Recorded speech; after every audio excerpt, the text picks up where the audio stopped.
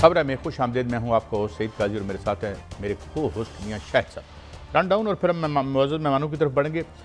खित्ते में अमन के लिए और खुसूसी तौर पर खित्ते से मुराद है पाकिस्तान में अमन के लिए क्या हमें भी रिजीम चेंज की ज़रूरत पड़ेगी अफ़गानिस्तान में। ये एक फेस्टरिंग वूंड बन चुका है, इस पर हम बात करेंगे।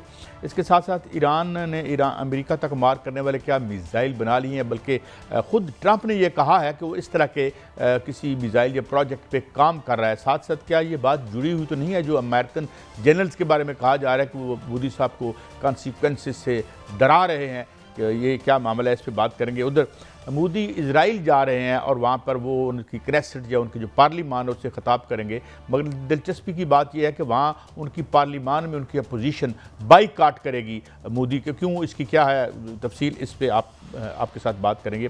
फिर हम ये भी बात करेंगे अमेरिका और ईरान की जंग, क्योंकि जो अनप्रिडिक्टेबल आदमी है और उसकी जो एक एरोगेंस है, एक उसकी जो ट्रंप की, उससे हम कोई बैद नहीं है कि वो कोई ऐसा काम कर दे, इतना बड़ा मिलिट्री बिल्डअप किया है। तो इसके क्या कॉन्सिक्वेंसेस वर्ल्ड में, दुनिया की मैशत पे निकलेंगे। 1900 यानी दूसरी और पहली जंग अजीम के बाद जो कुछ दुनिया में हुआ वो हमने देखा। और आखिर में हम बात करेंगे क्रिकेट का भी साना इर्तहाल लगता है हो चुका है, वो भी जो नेपोटिज़म और अपनी पसंद की सिलेक्शंस के हवाले हो चुका है। और अब हम ये कहते हैं कि फ़लाँ से हार जाए और फ़लाँ से जीत जाए। ऐसी जीत से तो बेहतर है कि हम घर ही बैठे रहें। बहरहाल हमारे साथ मौजूद हैं जनाब rear admiral retired Faisal Shah साहब। थोड़ी देर बाद air vice marshal Ejaz Mahmood Malik साहब भी होंगे हमारे पहले सेगमेंट के लिए, बल्कि दोनों मौजूद मेहमानों ने ज्वाइन कर लिया। फैसल शाह साहब, आपकी तरफ आता हूँ। अब जानते हैं कि वहाँ स्टेट तो रही कोई नहीं, और जहाँ पे स्टेट नहीं होती वहाँ पे इस तरह से जो कोई फ़ौज रेगुलर आर्मी नहीं है, टेररिस्ट हैं, 23,000 टेररिस्ट बताए जा रहे हैं वहाँ पे। कैसे हम उनको टैकल करेंगे, उनके हमले और वो उनके जो अज़्म है, और 23,000 बताया जा रहा है कि वहाँ पे टेररिस्ट इकट्ठे हैं। और ये अब जो भी अजाब हमने अपने गले डाला है, अगर हम 78 इनकलाब सौर से ही शुरू कर लें, अब इससे कैसे निजात मुमकिन है, हमें क्या करना चाहिए? फैसल शाह साहब। बहुत शुक्रिया मुझे प्रोग्राम में लेने का। देखिए, ये जो हमारे ऊपर इस वक्त वॉर अगेंस्ट टेररिज्म है जिसमें हम इस वक्त इन्वॉल्व हैं, इसके दो फ्रंट्स हैं। एक फ्रंट तो इंटरनल फ्रंट है जिस पे हम लड़ाई लड़ रहे हैं अपनी पूरी कुव्वत से, और हम उनका किला काम भी कर रहे हैं। लेकिन इसका एक एक्सटर्नल फ्रंट भी, और वो एक्सटर्नल फ्रंट है एक तो जो अफगानिस्तान के अंदर उनके हाइड आउट्स हैं टेररिस्ट के, तालिबान के और बाकी भी टेररिस्ट ऑर्गेनाइजेशंस के। एक तो वो हमारा हदफ है, और दूसरा जो हमारे एक्सटर्नल फ्रंट का एक और हिस्सा है वो है डिप्लोमेटिक मैनूवर जो हम कर रहे हैं। तो इन दोनों चीजों को लेके हमने चलना है। यानी इंटरनल फ्रंट पे तो हमने लड़ते ही रहना है, बिल्कुल हमने इनको इजाजत नहीं देनी कि ये हमारे मुल्क में पनप सके। लेकिन अगर हम एक्सटर्नल फ्रंट का भी हिसाब किताब नहीं करेंगे तो फिर हमें इंटरनल फ्रंट में वो कामयाबी नहीं मिलेगी जिसकी हमें तमन्ना है।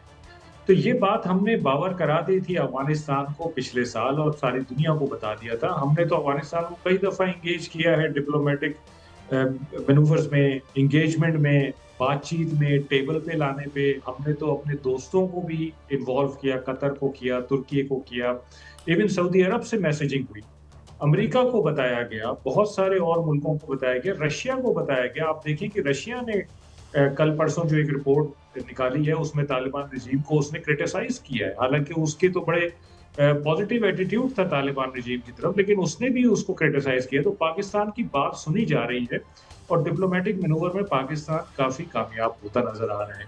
लेकिन जहां तक ये बात है कि उनके जो हाइड आउट्स हैं या उनके बेस कैंप्स हैं अफगानिस्तान के अंदर, और तालिबान रिजीम उन पे काबू नहीं पा रही है, तो पाकिस्तान ने ये बिल्कुल बावर करा दिया था तालिबान रजीम को पिछले साल कि अगर आप ये काम नहीं करेंगे तो फिर हम करेंगे, क्योंकि ये हमारी काउंटर टेररिज्म स्ट्रेटेजी का हिस्सा है, इंटरनल फ्रंट भी और एक्सटर्नल फ्रंट। और हम दोनों फ्रंट्स पे लड़ेंगे। हमने अक्टूबर में भी पिछले साल ये काम किया और इस दफा भी ये किया। बात है बेसिकली अफगान तालिबान रजीम को ये समझने की कि वो इस तरह करके कब तक पाकिस्तान के साथ ऐसे रह सकते हैं। नुकसान उनका अपना है, उनकी आवाम का है। उनकी इतनी अच्छी जियो स्ट्रेटेजिक लोकेशन है कि अगर वो कुछ ना भी करें और सिर्फ राहदारी प्रोवाइड कर दें सेंट्रल एशियन रिपब्लिक्स को और साउथ एशियन कंट्रीज को, तो ये इतना कोई इससे रेवेन्यू जमा कर सकते हैं, इतना फ़ायदा उठा सकते हैं बैठे-बिठाए कि ठीक। इनके अवाम और ये मज़े से उसको खा सकते हैं, उसमें ज़िंदगी गुज़ार सकते हैं। लेकिन अनफॉर्च्युनेटली यहाँ पे जो सिस्टम नज़र आ रहा है वो ये है कि जो सिर्फ़ हुकूमत में लोग हैं, जो इस वक़्त तालिबान रजीम के लोग हैं, वो अपनी जेबें भरने में लगे हुए हैं, डॉलर्स भी अमेरिका से ले रहे हैं, हिंदुस्तान से भी पैसा ले रहे हैं, इज़राइल को भी अंदर घुसाया हुआ है, वहाँ से भी पैसे आ रहे हैं, तो अपनी ठीक। जेबें भर रहे हैं और अवाम का बुरा हाल है। पाकिस्तान ने ट्रांज़िट ट्रेड बंद की हुई है, जी उनको जी कोई शाह साहब, फ़िक्र नहीं बिल्कुल है ऐसा ही है, कि क्योंकि अवाम के साथ क्या दहशतगर्द हो जो हैं उनको कारोबार तो आता नहीं है, ना वो कारोबार करते हैं, ना अमन की वो बात करते हैं, ना तालीमात की बात करते हैं, वो तो सिर्फ और सिर्फ खुदकुश बम्बार और गोली की बात करते हैं। तो एयर मार्शल साहब, मैं आपकी तरफ आऊंगा और आपके सामने कुछ हकायक रखता हूं, फिर आपसे रहनुमाई चाहूंगा कि जो गोली की जबान समझते हैं उनको गोली की जबान से जवाब दिया गया है। और अफगानिस्तान में जो दहशतगर्द ठिकानों को तबाह किया गया उसमें 100 से ज्यादा दहशतगर्द जो हैं वो मारे गए। लेकिन अफगान तालिबान जो ग्रोह है, जो दहशतगर्दों का सहूलतकार और दहशतगर्द है, उन्होंने इल्जाम लगाया कि वहां पर औरतें और बच्चे जो हैं वो मारे गए, लेकिन जो इंटरनेशनल मीडिया है उनको रसाई नहीं दी गई और वो जो लाशें हैं वो नहीं दिखाई गई। उनको रात के अंधेरे में जो है दफन कर दिया गया ताकि वो कहीं दहशतगर्द पहचाने ना जा सकें। ये तो उनकी जो है वो हालत है। और कल और आज तक दारंदाजी करते हुए 26 दहशतगर्द और मारे गए, उनके टैंक्स जो हैं वो भी तबाह किए गए, 2 चौकियां तबाह की गई। इसमें सर खुदकुश बम्बार पाकिस्तान में दाखिल होना चाहते हैं, 10,000 तक उन्होंने कहा है कि खुदकुश बम्बार दाखिल होना चाहते हैं, जिनको दाखिल नहीं होने दिया गया। और वो कहते हैं बाकायदा कि हम पाकिस्तान में जाकर स्कूलों पर जो है वो हमला करेंगे। इस तरह के वो दहशतगर्द हैं।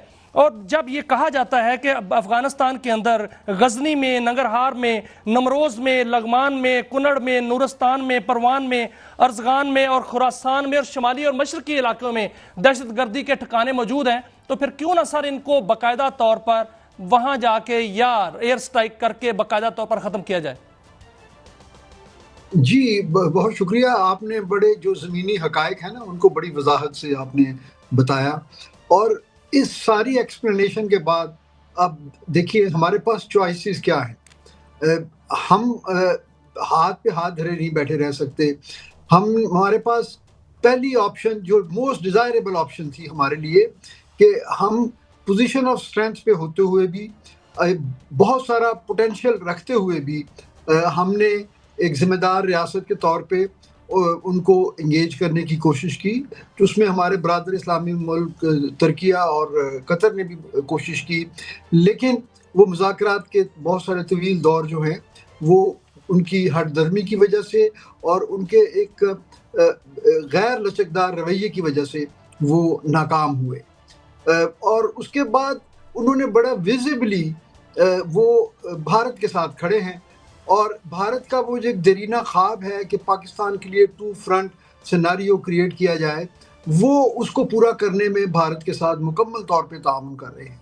और भारत उनके लिए जो है ना सिर्फ ये कि सहूलतकार है, फंडिंग दे रहा है, ट्रेनिंग दे रहा है, बल्कि भारत बिल्कुल उनको उस तरीके से इस्तेमाल कर रहा है जैसे अपने एसेट्स को इस तरह के वॉरफेयर में इस्तेमाल किया जाता है। तो अब हमारे पास यही चॉइस रह गई थी। तो लेकिन फिर भी मैं समझता हूँ कि हमारी हुकूमत ने वो ऑप्शन जो डिप्लोमेटिक ऑप्शन है उसको बंद नहीं किया और हमें सिलेक्टिवली ये क्रेडिबल इंफॉर्मेशन के ऊपर हमें शायद मज़ीद ये स्ट्राइक्स करनी पड़ेंगी। उसके बगैर हम लोग अगर डिप्लोमेटिक एफर्ट भी करेंगे तो वो शायद कामयाब ना हो। जहाँ तक उनके प्रोपेगेंडे का सवाल है तो वो ज़ाहिर है वो अपना नैरेटिव तो बिल्ड करेंगे और वैसे हो सकता है कि उसमें अगर उनके पास कोई शवाहिद हों भी तो वो जो वहाँ का कल्चर है, आप ये देखिए कि उन लोगों ने मल्टीपल शादियाँ की होती हैं, जिन कंपाउंड्स में वो पनाह लिए होते हैं वहाँ पे मदरसे के बच्चे भी हो सकते हैं और ख़वातीन की भी गैर मौजूदगी को 100% रूल आउट नहीं किया जा सकता। लेकिन अगर ऐसी बात है तो जैसे आपने फरमाया कि फिर उसका वो प्रॉपर एक प्रूफ दें। और दूसरी बात ये है कि फिर ये जंग है, जंग में अगरचे हमारी बड़ी कोशिश होती है कि प्रिसीजन स्ट्राइक्स हों और क्रेडिबल इंटेलिजेंस इंफॉर्मेशन जिसको रियल टाइम में री-वेरीफाई किया जाता है, उसके बाद स्ट्राइक की जाती है ताकि बिल्कुल कोई ज़ीरो कोलैटरल डैमेज हो। और हमारा साहब हम इसको एक ये जो आप रियासती मौक़िफ़ भी देखें, है, उन्होंने हमारी एम्बुलेंसेस तक को निशाना बनाया। जिस तरह मैं आज पढ़ रहा था, इजराइल की खबर पढ़ रहा था कि उन्होंने पॉइंट ब्लैंक जो मेडिक्स हैं उनको वो मारते हैं। तो हम जो है वो तो किस तरीके से हम टॉलरेट कर सकते हैं? मैं आगे बढ़ता हूँ। जी मुकम्मल करें जी, मुकम्मल करें जी। मैं ये अर्ज करना चाहूँगा, देखिए जी, वो हमारा उनका कोई मुकाबला नहीं है।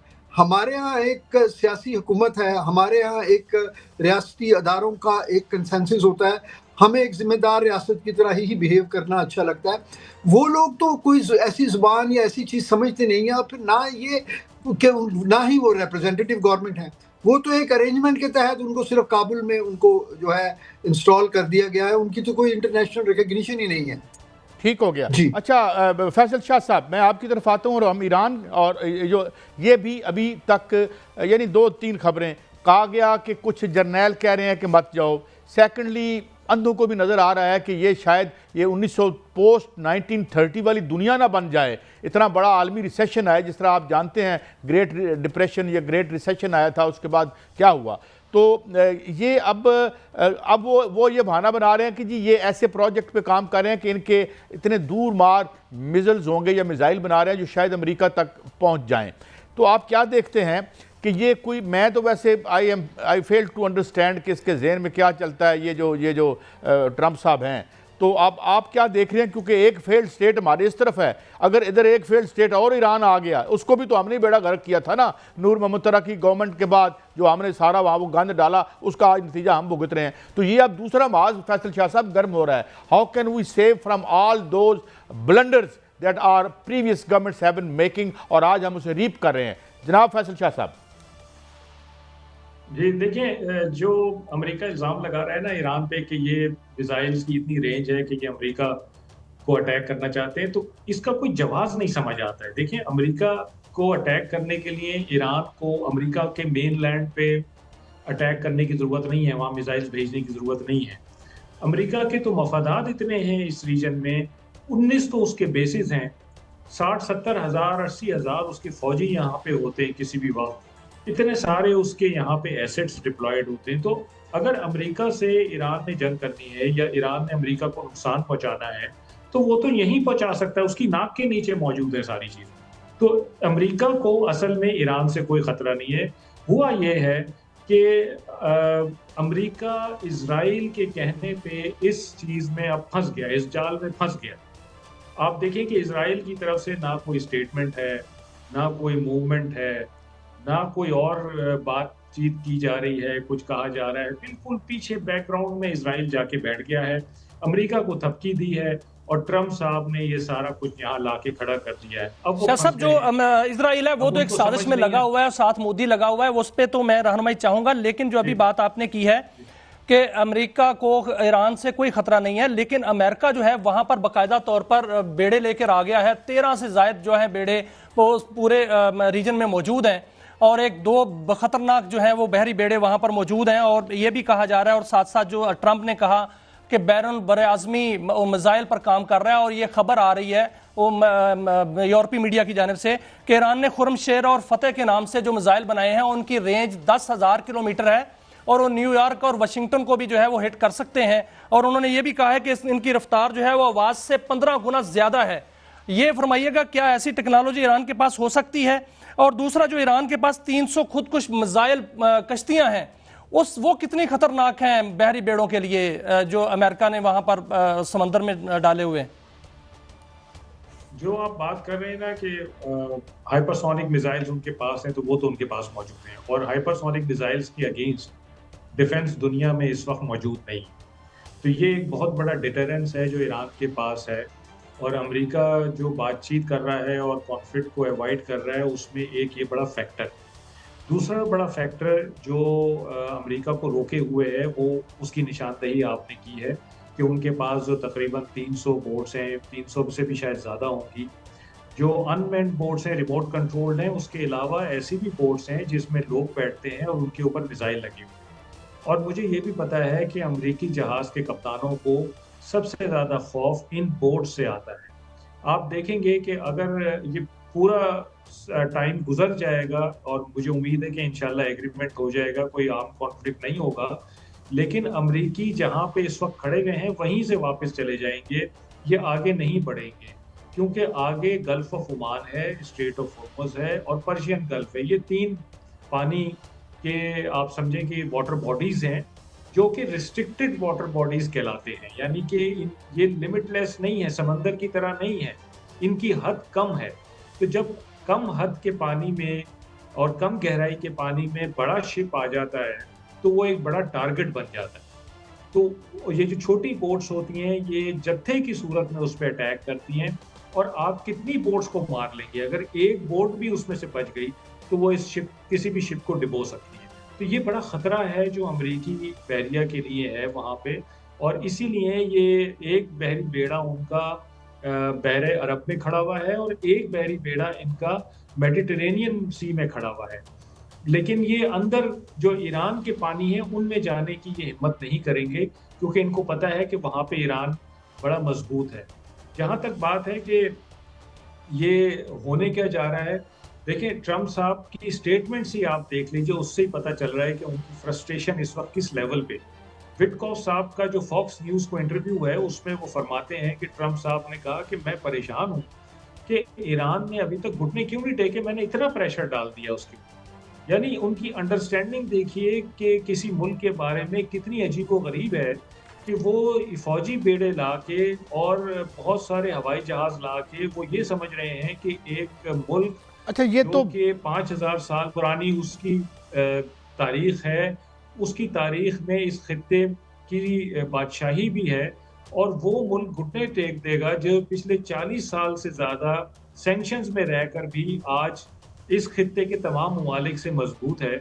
अच्छा वो नहीं, घुटने फैसल टेकने शाह का साहब, ये अमेरिका बड़ा के सामने से दिलचस्प भी इन आपने चीज़ों में। उसकी नफ्सियात पे जो आपने रिफ्लेक्ट किया है कि भाई वो अब वो तो इस तरह लगता है ना अब फैसल शाह साहब और जनाब एजाज महमूद मलिक साहब कि ये कोई जिस तरह यहाँ कब्जा ग्रुप नहीं होते हमारे यहाँ प्लाटों पे कब्जे करने वाले, this is the same psychology. जिस तरह फैसल शाह साहब ने भी बड़ा इंटरेस्टिंगली पॉइंट आउट किया कि भाई वो घुटने क्यों नहीं टेक रहे। एजाज साहब, मैं एक और आपके चूँकि फील्ड से ये सवाल है, 600 से 700 जहाज़ हैं, अगर यक वक्त वो हमला कर देते हैं, बमबारी वहाँ पे करते हैं, और फैसल शाह साहब ने भी बताया, और उन्होंने जवाब में ये कहा कि हम दुबई से लेके तल अवीव तक कोई एक ठिकाना भी नहीं जिसे हम छोड़ेंगे, तो ये तो इतना हॉरिबल सिनेरियो बन रहा है। तो पहले ये बताएं कि ये जो 600-700 जहाज़ हैं, what kind of devastation they can wreak upon Iran, और क्या Iran will be able to do this second strike, वापस वो हिट बैक भी कर सकेगा? क्या नक्शा बनता है आपकी महारत के मुताबिक? एजाज महमूद मलिक साहब। देखिए जी, जहां तक फोर्स कंपैरिजन है ना, अमेरिका का किसी भी अमेरिकन जो एयर पावर है वो दुनिया के किसी भी मुल्क से उसका मुकाबला करना जो है मुश्किल है। उनके अमेरिकन एयर पावर बहुत तादाद में भी और अपनी लिथैलिटी में भी बहुत सुपीरियर है। लेकिन सवाल ये पैदा होता है कि वो उनकी कितनी कैपेसिटी होगी कि वो अपनी जो स्ट्राइक्स को इस हद तक ओवरवेलमिंगली वो लॉन्च करें कि ईरान पूरा जो है, ये उनकी ख्वाहिश या ख्वाब तो हो सकता है, लेकिन पूरे ईरान को तो वो न्यूट्रलाइज नहीं कर सकते। और ईरानी कौम जो है उसकी जो रेजिलियंस है, जैसे अभी एडमिरल साहब फरमा रहे थे, उनकी एक हिस्ट्री है, उनकी ये जंग की उनकी एक हिस्ट्री है। देखिए, ये वही कौम है जिसने 8 साल से ज़्यादा इराक को इंगेज किए रखा। इराक के साथ जंग में जब अमेरिका और सारे अलाइज जो थे वो इराक को असला सप्लाई कर रहे थे और ईरान पे सैंक्शंस थी, और उस वक्त इनकी मिलिट्री इंडस्ट्री भी इतनी कामयाब नहीं थी जैसी कि अब है, लेकिन उन्होंने अपनी पूरी एक जनरेशन तबाह कर दी। टीनेजर बच्चे जो है ना, वो इराक के खिलाफ वो भी शहीद हो रहे थे।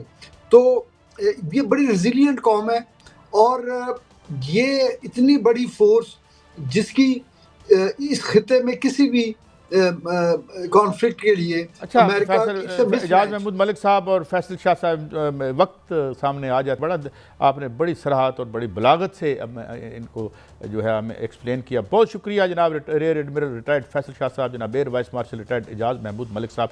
नाज़रीन, हम अगले सेगमेंट में इस पर बात करेंगे कि ये जो एक इकनॉमिक हालोकास्ट हो सकती है, ये जो जिस तरीके से ब्लाइंडली ट्रंप कर रहा है, उधर उसने लैटिन अमेरिका में गंद डाला हुआ है, इधर भी सिलसिला चल रहा है, तो उसकी इकनॉमिक फॉल आउट क्या होगी, हमारे ऊपर क्या फॉल आउट। हम तो बड़ी फ्रिजाइल सी इकॉनमी है, हम तो डे टू डे लिविंग और कर्ज़ों पर जिंदा है, तो ये किस किस्म की दुनिया तुलू हो रही है। एक ब्रेक के बाद हमारे साथ होंगे जनाब डॉक्टर इकरामुल हक, माहिर मैशत, उनसे पूछेंगे खुदा न करे इस तरह का अगर सिनेरियो बनता है तो हम कहाँ खड़े हैं। ब्रेक के बाद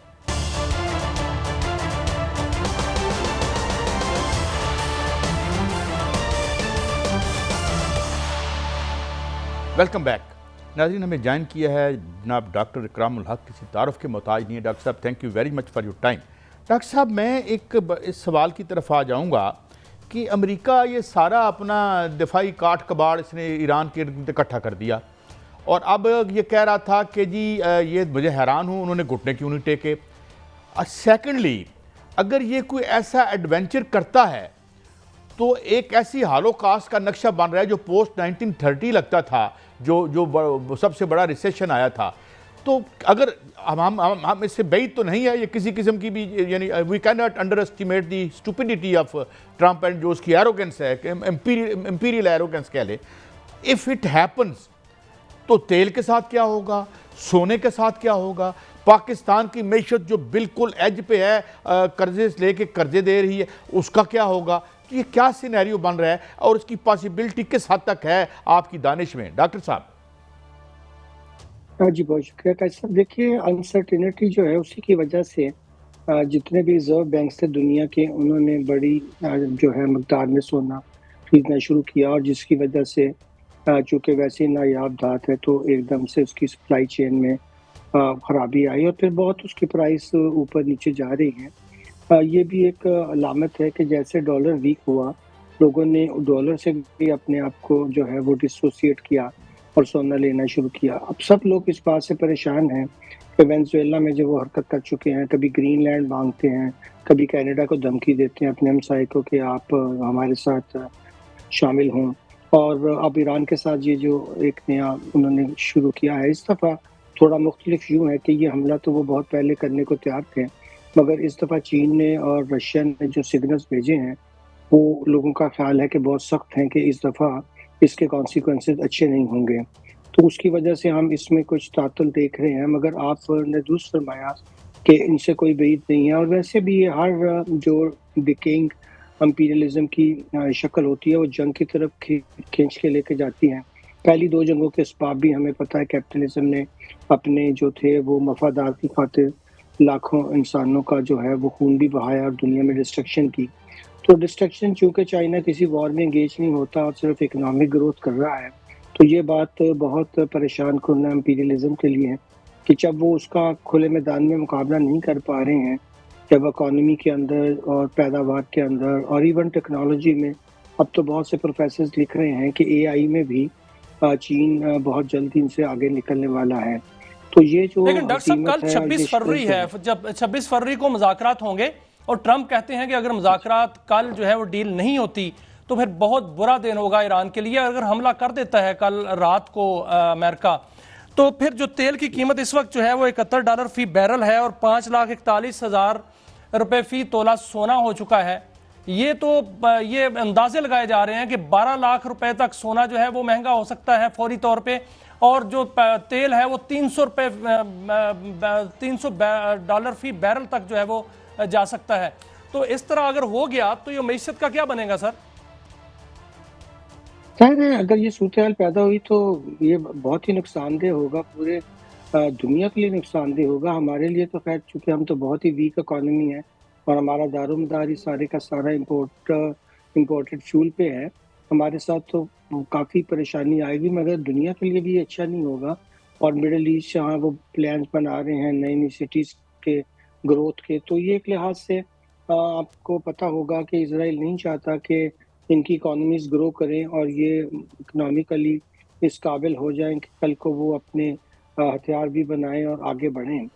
तो सऊदी अरेबिया का पाकिस्तान से पैक्ट करने का भी एक इशारा था कि चूंकि मिडिल ईस्ट में तो कोई भी न्यूक्लियर पावर नहीं है, तो एक इशारा था। मगर आप देख रहे हैं कि वो जैसे जैसे सऊदी अरेबिया ने भी नए नए प्लान्स प्रोजेक्ट्स जो हैं जो ऑयल से हटकर इकोनॉमी को मजबूत कर सकते हैं, जैसे यूएई में दुबई ने, फिर उसके बाद अबू धाबी ने शुरू किए, तो ये बात उनके लिए बहुत परेशान कुन है कि अगर मुस्लिम ममालिक भी और चीन और रशिया तो खैर ऑलरेडी उनके कंट्रोल में नहीं है, अगर ये भी निकल गए तो फिर वो ईरान की बोगी को ज़्यादा भी इस्तेमाल करते हैं। अगरचे ईरान से उनको कोई ख़तरा नहीं है, मगर उनका पेश ज़ाहिर है यूएसएसआर के डिसमेंबर के बाद कोई तो दुश्मन चाहिए था जिसको सामने रख के वो पूरी आवाम को भी बेवकूफ़ अपनी बना सकें और जस्टिफिकेशंस भी पैदा कर डॉक्टर साहब सकें माफ़ी कि चाहता हूँ, उनके मैं न्यूक्लियर। इंटरजेक्शन कर रहा हूँ। $1 ट्रिलियन तक ले गए हैं वो, अपना बजट सुना है जो अब उससे बढ़ा दिया उन्होंने, और जाहिर है।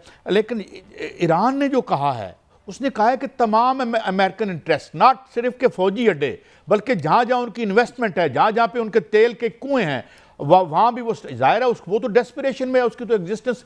तो this becomes a very horrible scenario if we envisage it, doctor साहब। जी बिल्कुल, ये जो मंजरनामा है ये तबाही का है और दुनिया के लिए बड़ी परेशान कुन बात है। दूसरी जंग अज़ीम के बाद यही था कि अब कम से कम आपको पता है कि जब पीस का इनिशिएटिव रहा, दितार का रहा, सबका ये एक ही मकसद था कि कम से कम इंसानियत को फिर दोबारा ऐसी जंगों में ना धकेला जाए। मगर अब जो ट्रंप की हुकूमत है उससे खतरात लोगों को यही हैं कि वो किसी वक़्त कुछ भी बड़ा एडवेंचर कर सकते हैं, चूँकि जैसे आपने शुरू में खुद भी फरमाया कि ये जो उनकी एरोगेंस है, इसके तो कोई हमें हद नज़र नहीं आती कि वो कहाँ तक जाएँगे। और जो मंज़रनामा लोग पेश भी कर रहे हैं कि इससे बहुत बड़ी जंग छिड़ जाएगी इस इलाके में और एक उससे फिर आलमी ज़ाहिर तौर के ऊपर उसके असरात बहुत ख़तरनाक होंगे। और आपने दुरुस्त फरमाया कि ईरान के पास तो अब खोने को कोई ज़्यादा नहीं है, इतने सालों की सैंक्शंस के बाद वहाँ के लोगों ने जो है सर्वाइव किया है, मगर अंदर से रजीम चेंज की जो पूरी कोशिश थी, जो गोलियाँ चलाई गईं, मस्जिदें जलाई गईं और बहुत सी अजीब हरकतें की गईं, जो कि ज़ाहिर है उनके जी जी अपने डॉक्टर लोग साहब, कर अगर नहीं ऐसा सकते। होता है, अगर हमला होता है तो बिल्कुल दुनिया की मईशत जो है वो खतरे में है। लेकिन इसके बावजूद जी, हम अगर बिल्कुल। बात करते हैं, मईशत की बात हो रही है, तो पाकिस्तान के लिए एक बहुत बड़ा मौका जो आज नजर आया वो ये है कि मोहसिन नकवी साहब यूरोप में हैं और यूरोप के कई ममालिक, बल्कि मैं ये कहूँ तो आप इसकी तस्दीक फरमाइएगा कि यूरोप तकरीबन तमाम बूढ़ा हो चुका है और वहाँ पर जो है वो नौजवान नस्ल बहुत कम है। और इसके अलावा जापान में जो है वो बहुत नौजवान चाहिए। और आज मोहसिन नकवी साहब इटली में गए, उन्होंने 10,500 नौकरियां पाकिस्तान के लिए मुख्तस कर दी जो कि हुनरमंद अफराद के लिए हैं। और 26 मुल्क यूरोप के हैं, उन्होंने भी नौकरियां जो हैं वो ऑफर की हैं जो कि 5 लाख से ज़ायद बनती हैं। और अगर जापान की बात की जाए तो 2.5 लाख से 3 लाख उनको जो है वो नौजवान हुनरमंद चाहिए। सऊदी अरब और मिडल ईस्ट को जो है वो 20 लाख तक जो है वो हुनरमंद नौजवान चाहिए। तो पाकिस्तान के पास एक मौका नहीं है कि हम 20 से 30 लाख अपने हुनरमंद नौजवान जो हैं वो इन मुल्कों में भिजवा कर ज़र मुबादला जो है वो बेहतर तरीके से कमा सकते हैं। जी बिल्कुल, देखिए हमसे कहीं ज़्यादा ज़र-ए-मुबादला इवन फ़िलीपींस जैसा मुल्क जिसके अंदर बहुत लोग जो हैं बाहर काम करते हैं। अब वो मुझे ज़्यादा अंदाज़ा नहीं है कि हुनरमंद कौन से उनको चाहिए और हमारा तलीमी निज़ाम और हमारा जो स्किल प्रोग्राम है वो इस काबिल है उनको ले सके। मगर अगर ये ऐसी मौके पैदा होते हैं तो पाकिस्तान के यूथ के लिए जो आगे ही बहुत डिसइल्यूज़न्ड है और यहाँ डिग्रियाँ लेने के बावजूद भी उनको जॉब्स नहीं मिलती हैं, तो उनके लिए तो अच्छी खबर होगी। वो तो खुद बहुत से यंग लोग मुल्क अच्छा छोड़कर डॉक्टर जा साहब, रहे मैं हैं माफ़ी चाहता हूँ, और एक अगर सवाल बड़ा अहम है, मैं चाहूँगा वो, हम डॉलर को, कहा जा रहा है कि अगर स्टेट बैंक डॉलर ना खरीदे तो हम इसे 150 रुपये नीचे लेके आ सकते हैं। क्या इंटरेस्ट है डॉलर को यहाँ रखने में, या IMF और वर्ल्ड बैंक का प्रेशर है? ये तासुर दुरुस्त है या गलत है, या जानबूझ के खरीद के इसको महंगा रख रहे हैं? देखिए, वो डॉलर खरीदना तो एक तरह से मजबूरी भी होता है क्योंकि स्टेट बैंक को ही ये ज़िम्मेदारी होती है कि जब बाहर की पेमेंट्स आती हैं तो उसकी सारी जो सर्विसिंग करनी है और जो हमारी इंपोर्ट होती है उसका बिल भी, ये सारा ज़र-ए-मुबादला तो उसको तैयार रखना पड़ता है। मगर ये बात आपकी दुरुस्त है कि जो एक मसनूई तौर पर हमने कीमत को एक जगह रखा हुआ है, ये अच्छी बात नहीं है और इसके नुकसानात बहुत हैं क्योंकि ये पहले भी होता रहा है कि हम मार्केट से बहुत ज़्यादा डॉलर जो है वो इकट्ठा कर लेते हैं और फिर उसकी कॉस्ट ज़ाहिर है कि लोगों को ही पे करनी पड़ती है क्योंकि स्टेट बैंक की भी जो प्रॉफिट्स हैं वो अल्टीमेटली हुकूमत के गोया पास डॉक्टर आते हैं, साहब मगर आपका वो ये कहना है कि हम चाहें तो इसकी कीमत को नीचे ला सकते हैं। डॉक्टर इकरामुल हक हमारे साथ मौजूद। Thank you very much doctor साहब for your very valuable contribution to our show. ये है सिलसिला मैशत का, जो ख़तरात हमें लाहक हैं। अब आखिर में आएंगे हम स्पोर्ट्स की तरफ। क्या हम अब साने इर्तहाल हमारी दीगर स्पोर्ट्स की तरह क्रिकेट का भी हो गया नेपोटिज्म की वजह से, जो कहा जा रहा है बार बार, और अब ये भी एक जनाजा होगा जिस तरह बाकी हमारा ओलंपिक की तंजीमें हैं, ये भी हमने खर्चे ही करने हैं, और जो प्राइड थी उसका वो तो हमारे इंडिविजुअल फेवरेटिज्म के शायद शिकार हो चुकी है। इस पर बात करेंगे, हमारे साथ नसीम राजपूत होंगे। ब्रेक के बाद हाजिर होते हैं, हमारे साथ रहिए।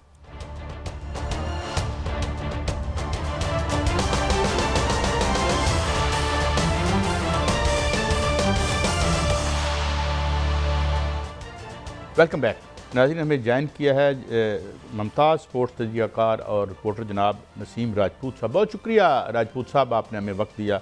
हजूर ये बताएं कि हमेशा की तरह अब यही है कि फ़लाँ से हार जाए, फ़लाँ से जहाँ से जीत जाए, और फिर हम हादसाती तौर पर या चलें जिस तरह भी जीत जाएँ तो फिर शायद हम फाइनल, इसी तरह की कहानी है। अभी मैच हो रहा है, इस मैच के फैसले पे तय होगा कि हम अलाइव हैं, ज़िंदा हैं टूर्नामेंट में या नहीं। क्या आपको लगता है? और फिर ओवरऑल तो बात करेंगे, सिलेक्शन पे बड़ी उंगलियां उठ रही हैं राजपूत साहब। सर बहुत ज़्यादा उठ रही हैं सिलेक्शन पर। तो ऐसे सवालात हैं कि आप हम सब जवाब ढूंढ रहे हैं कि हमारी थिंक टैंक को हुआ क्या है, या वो अपनी पसंद नापसंद दोस्ती यारियों से निकल नहीं पा रहे हैं जो मेरिट डिजर्व करता है। देखें सर, हमारी टीम को अपना किबला दुरुस्त करना पड़ेगा, हमारी टीम मैनेजमेंट को, वरना हम अक्सर बात करते हैं जी रमज़ान चल रहे हैं, रमज़ान की दुआएं। सर 92 में रमज़ान की दुआओं पे हमने 11 मेरिट के खिलाए थे, 2009 में 11 मेरिट के खिलाए थे, चैंपियंस ट्रॉफी फाइनल में 11 मेरिट के खिलाए थे। और जब हमने मेरिट नहीं की है, जब हमने कुछ ना कुछ हैकी फैकी करने की कोशिश की है, तो रिजल्ट नहीं आया, बल्कि जिल्लत ही हमारा मुकद्दर बनी है। और यहाँ पर भी कुछ ऐसी ही सूरत हाल लग रही है कि ये दोस्तों की टीम लग रही है, ये पाकिस्तान की टीम नहीं लग रही। इस वजह से नहीं लग रही कि दुनिया का हर एनालिस्ट बात करता हुआ दिखाई दे रहा है, where is Abrar Ahmed, ICC ranking में नंबर 2 नहीं है। देखिए, आप अगर अबरार के मैचेस उठा के देखें, अगर उसने 45 मैच खेले होंगे तो 25 उसने जिताए होंगे, 25 में उसकी मैच विनिंग कारकर्दगी है। आप बहुत सारे ऐसे प्लेयर्स को कैरी कर रहे हैं कि जिनके 70 मैच हो गए और उनका कोई एक भी मैच विनिंग नॉक नहीं है कि मैं कहूं कि यार ये आज मैच विनिंग नॉक खेल गया। तो जैसे सईम अय्यूब की एग्जांपल सबके सामने है। सईम अय्यूब की बैटिंग से जिस वजह से वो टीम में है, पाकिस्तान ने कौन सा मैच जीता है मुझे याद नहीं है, 70 मैच हो गए। अबरार इन आउट, क्योंकि वो सिस्टम का हिस्सा नहीं बन पा रहा, उस दोस्ती यारी कल्चर का हिस्सा नहीं बन पा रहा, कि जिसकी वजह से अबरार अताब में रहते हैं। कभी नसीम भाई बिल्कुल आपने ये सही फरमाया दोस्ती यारी का, बल्कि ये कहना चाहिए कि दामाद वहाँ खेल रहे हैं, क्योंकि मैं कल जो मैच देख रहा था उसमें शादाब साहब खेल रहे थे और सकलैन मुश्ताक साहब जो हैं पीटीवी पे बैठ के उनको डिफेंड कर रहे थे, और इस तरह डिफेंड कर रहे थे कि बाकी जो पैनलिस्ट हैं वो बोल नहीं पा रहे थे। और एक पीटीवी पर जो मेरे और आपके पैसों से चलता है, वहाँ पर सकलैन मुश्ताक साहब जो है बैठ के और उस खिलाड़ी को जो कि उनके दामाद हैं उसको डिफेंड कर रहे थे। तो फिर इस तरह ही होना है। और कल जो मैच आपने देखा, मैंने देखा, आप तो एक्सपर्ट हैं खेल के, लेकिन वहाँ जिस तरह खिलाड़ियों को खिलाया गया कि जीती हुई बाजी नहीं आ रही हमने। सर ऐसा लगा पाकिस्तान से हारा है, पाकिस्तान इंग्लैंड से नहीं हारा है। हमने जितना शाहीन शाह अफरीदी ने आपको मैच बना के दे दिया था, उसके बाद कोई भी टीम होती, अगर आप सोचें पाकिस्तान के आउट हो जाएं 38 पे 3, तो क्या हम 165 चेस करेंगे?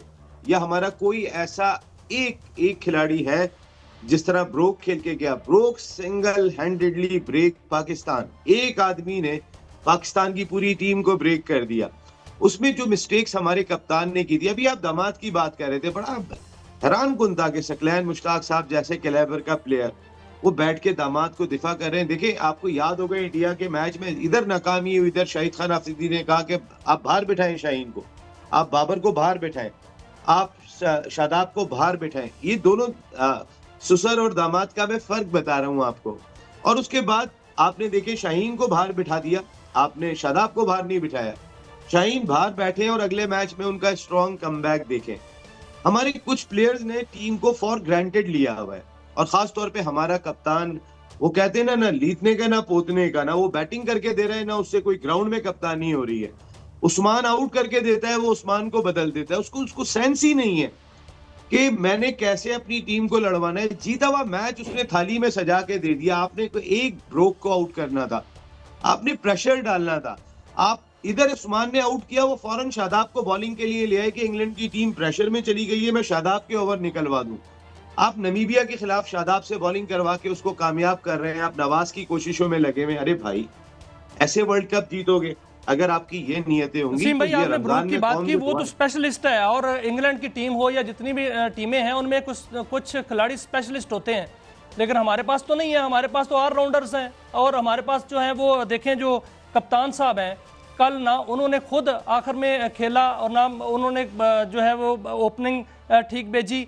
उन्होंने जिसको जो है वो ओपनिंग में भेजना था उनको 5वें नंबर पे भेज दिया, और जो बॉलिंग में भी उनको बॉलिंग दी गई जिनको बॉलिंग नहीं दी जानी चाहिए थी। तो फिर इस तरह मैच तो नहीं जीते जाते। सर, अगर आपके कप्तान की ही टीम में जगह नहीं बनती, सलमान आगा दुनिया का वाहिद कप्तान है जिसकी टीम में जगह नहीं बनती। अगर हम ऐसे अपनी क्रिकेट को आगे लेके चलेंगे, फिर आप देखें 3 पे सलमान आगा, 4 पे बाबर आजम, सिमिलर टाइप के बैटर। बाबर आजम ने अपने रन करने के लिए टीम को उठा के जमीन पे मार दिया। आप अपने लिए खेल रहे हो, आप अपनी दोस्ती यारियों के लिए खेल रहे हो। अगर बाबर कप्तान थे तो वो ओपनर से नीचे नहीं आएंगे, अगर सलमान कप्तान है तो वो 3 नंबर से नीचे नहीं आएंगे। यार यहाँ तो ब्रोक ऊपर गए ना। ये तो बिल्कुल खुली बात है ना राजपूत साहब, ये तो इनकी मिसमैनेजमेंट, इनकी किसी हर मेरिट का इन्होंने तिया पांचा किया है, छोड़ दें क्रिकेट क्या बाकी भी। मगर एक और बात मुझे बताइएगा, वो कह रहे हैं कि जी ये बड़ा इन्वेस्टर्स पैसा लगा हुआ है, जो स्पॉन्सर्स हैं, तो इनको कोई ना कोई इधर ऊपर नीचे करके पाकिस्तान इंडिया को कहीं सेमीफाइनल एक मैच खिला ही लेंगे, क्योंकि माल बड़ा मोटा लगा हुआ है। ये बात कहाँ तक ये फजूल बात है या इसमें कोई हकीकत है?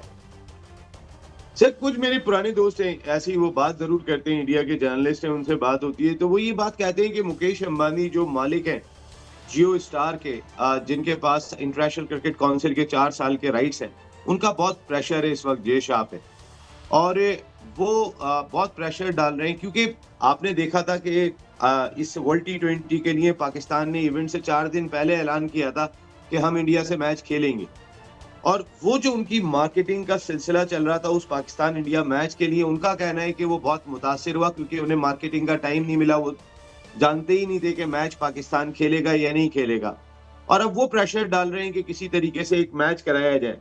और अगर वो प्रेशर डालने में कामयाब हो गए तो मैं आपको पूरे वसूख से कह रहा हूं कि वो मैच हो जाएगा।